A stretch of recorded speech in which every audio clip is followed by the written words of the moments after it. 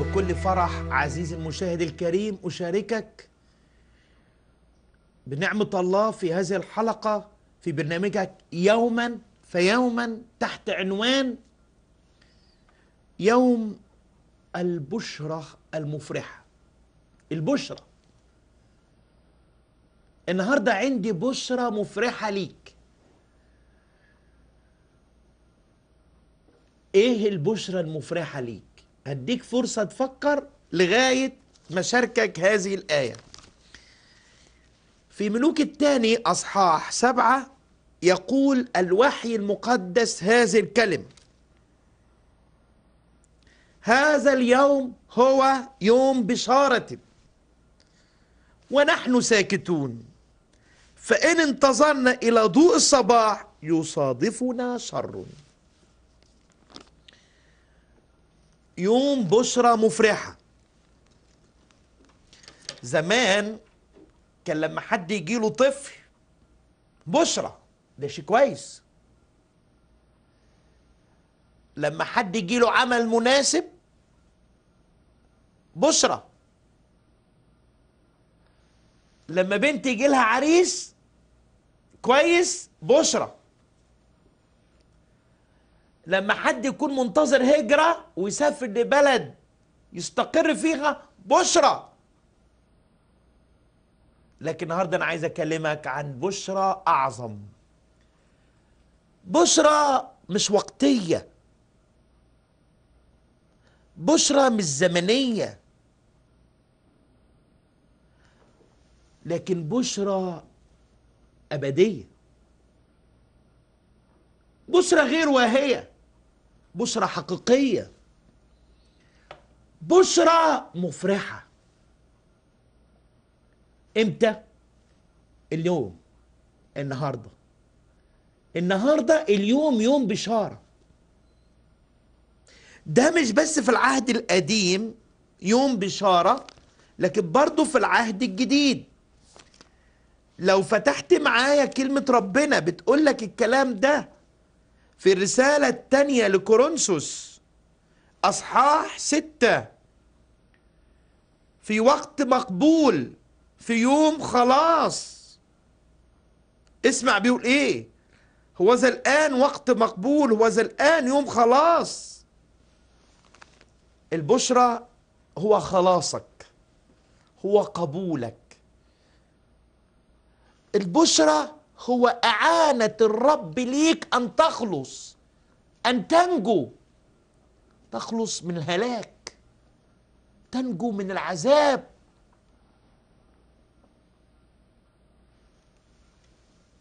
اليوم يوم مقبول، اليوم يوم خلاص، اليوم يوم معونة، اليوم يوم خبر صار، خبر مفرح، بشرى. عزيزي، عايز أتحدث معاك عن هذه البشرى المفرحة في كلمتين ليس أكثر. الكلمة الأولى التي أحب أعلنها ليك هي افتداء الوقت والتجاوب مع هذه البشرى. عايز أطمنك وأقول لك أنت بلا عذر، ولازم تفتدي الوقت، لازم تشتري الوقت، لازم تغتنم الوقت، لازم تتجاوب مع هذه البشرى لتخلص، لتنجو، لتنقذ. في كثيرين تجاوبوا. كان في واحد مركزه كبير اجتماعيا، كان زي رئيس مأمورية ضرائب، هو رئيس العشارين.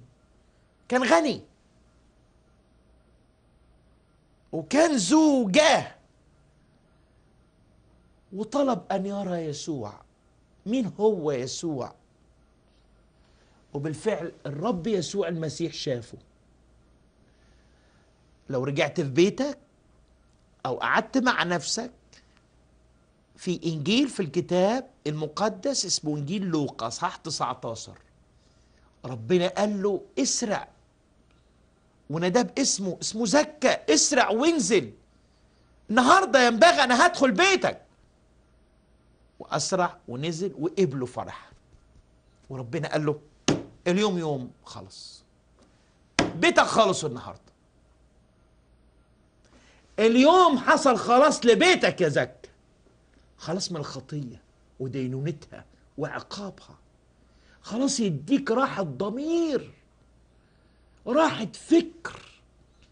الكلمه الاولى عايز اقول لك افتدي الوقت، اشتري الوقت، اغتنم الفرصه. انا اثق انك عاقل ومتزن، وبما انك عاقل ومتزن عندك فطنه انك تقدر هذا الوقت وتقدر هذه الساعه. يقول الوحي لو عقلوا لفطنوا بهذه وتأملوا آخرتهم. أنا واثق إنك عاقل، أنا واثق إنك فطن، والفطن من جهة أمر يجد خيرا، ومن يتكل على الرب فطوباه. الآية اللي قلتها لك الأولى في تثنية 32 وأنت عاقل وفطن، والآية الثانية في سفر الأمثال، وتحديدا ما ذكر أمثال 16-20، الفطن من جهة أمر يجد خيرا، ومن يتكل على الرب فطوبى له. وأنا بقول لك الكلام ده أحب استرسل معاك، بس عشان استرسل معاك عايزه يبقى ليك طوبة، يعني سعادة، يعني يا بخت. أنا عندي بشرة مفرحة ليك، عندي خبر صار ليك، مش زي أي خبر مؤقت وقتي بتنتظره وبلا رجاء وبلا فرح وبلا سلام. مش زي ما ناس قالوا في وقت من الأوقات وهم منتظرين السلام لم يكن خير، ومنتظرين زمان الشفاء وإزراع. الكلام ده في سفر أرميا أصحاح 8 وعدد 15.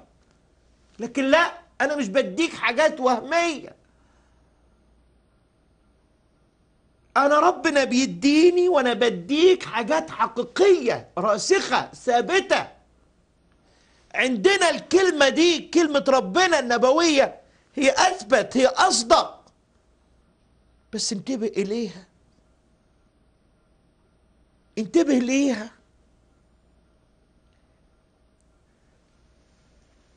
فكر كويس بتمعن وبهدوء. النهارده يوم بشارة، النهارده يوم خلاص، النهارده يوم يعينك الرب، يوم مقبول، وقت مقبول. تسمع صوته، تتجاوب معاه، تديله فرصة، تقول له اسكن في قلبي، تقول له اقبلني، تقول له اتجاوب مع هذه البشارة. انا هغتنم الوقت، انا هغتنم الفرصة، انا هسلم القلب ليك، هسلم الحياة ليك، حابب اكمل معاك يوم البشرى المفرحة. بس انتظر معنا بعد هذا الفاصل وسنواصل.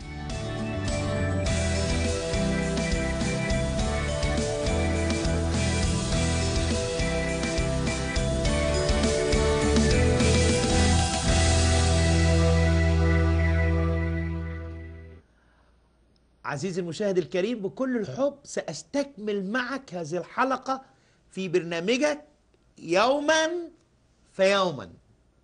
عنوان حلقتنا اللي اتكلمنا فيها في الجزء الأول عن يوم البشارة المفرحة، هكمل لك حاجة. اتوقفنا عن افتداء الوقت للبشارة المفرحة، وأنا هتكلم في نقطة واحدة فقط. إيه مسؤولية الإنسان أمام البشارة المفرحة؟ في فريقين، فريق اللي اختبروا البشارة المفرحة، البشرى المفرحة، وفريق لم يختبروا البشارة المفرحة. أبدأ بالفريق الأولاني، المختبرين،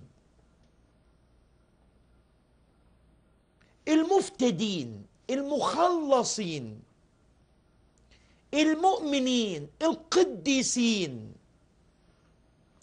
ايه اللي عليهم؟ عايز اقول لك حاجة في سرك وبهدوء واختبارية والمجد الله. افتدي الوقت بانك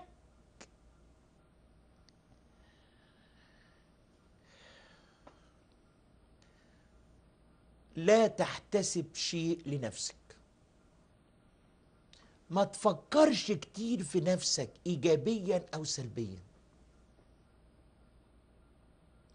لست احتسب لشيء ولا نفسي ثمينة عندي حتى اتمم بفرح سعي والخدمة اللي اخدها، اللي قبلها من الرب يسوع المسيح. عشان ايه؟ عشان نشهد ببشارة نعمة الله، البشرى المفرحة. الكلام ده في سفر أعمال الرسل أصحاح 20 و20. لست أحتسب لشيء ولا نفسي ثمينة عندي حتى أتمم بفرح سعي والخدمة التي أخذتها من الرب يسوع لأشهد ببشارة نعمة الله. لا تحتسب شيء من المجد، من العوز، من الاحتياج. مش انك تلاقي نفسك او تشوف نفسك في هذا الشيء او تشوفي نفسك في هذا الشيء. لا تحتسب من المديح او الذم، من التشجيع او الاحباط.